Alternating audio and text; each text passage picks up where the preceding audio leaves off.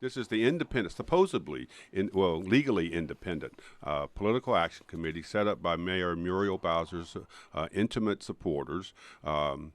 And she has done fundraising, as she can do this year under the law, to raise $1 million, Fresh PAC, to battle, to support her views and her positions, and maybe oppose people like you who might oppose her. I've been told by people very close to the mayor that one of the reasons she thinks this PAC is a good idea is because she's concerned about you and Ward 5 Councilmember Kenyon McDuffie possibly running against her in 3 years. A year of her term is already almost up. So that you are one of the reasons for Fresh PAC. What do you think about that? Well, regarding Fresh PAC, my opinion is informed, and I certainly have my views. But I'm waiting to hear them. My opinion is also informed by the views of the residents of the District of Columbia.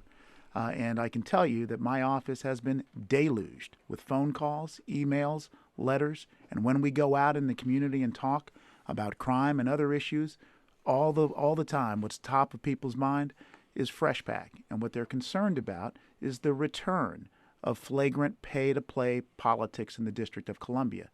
And citizens in the District of Columbia don't want that. They want that day to have passed, and they really want pay-to-play politics to be over. And so what our office is doing is we're responding to the public's concerns, and we are actively working on appropriate, strong campaign finance legislation that would seek to eliminate pay-to-play. You laid out a few major priorities in your campaign at the start of your term.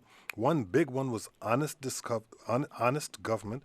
In terms of Fresh PAC, what are you doing to move forward in terms of accountability and, for this one, transparency for public officials and in the procurement process?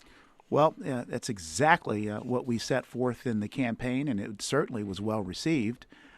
Here, I think what we've got to do is go back to proposed legislation, quite ironically, that was proposed by Vincent Gray.